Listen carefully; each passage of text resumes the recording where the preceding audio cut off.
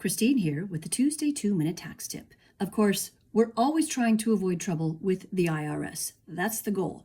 But sometimes trouble comes to you from the IRS and you have no idea why. You get a letter from the IRS, a tax bill that says, hey, you owe this tax for this particular tax year, and you have no clue what the IRS was talking about. You don't even know if you filed a tax return for that year. How could you possibly have a bill?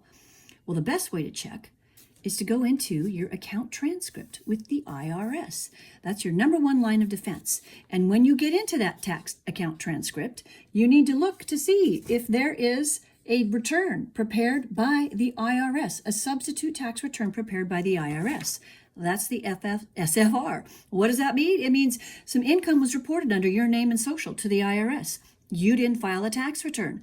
The IRS sent you a notice that said, hey, we're missing your tax return. Would you please file? You ignored it. Time went on. They sent you a second notice that said, hey, your tax return's missing. You need to file it or we might do it for you.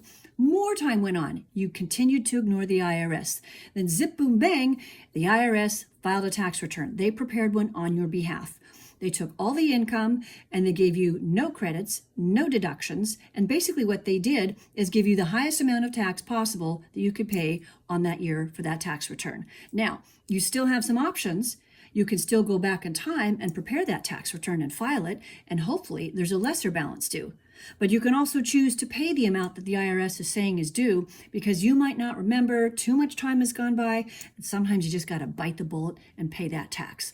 But that's what's going on if you get this seemingly random tax bill for a tax year several years back and there's no other information on the letter and you're going, what the heck is this?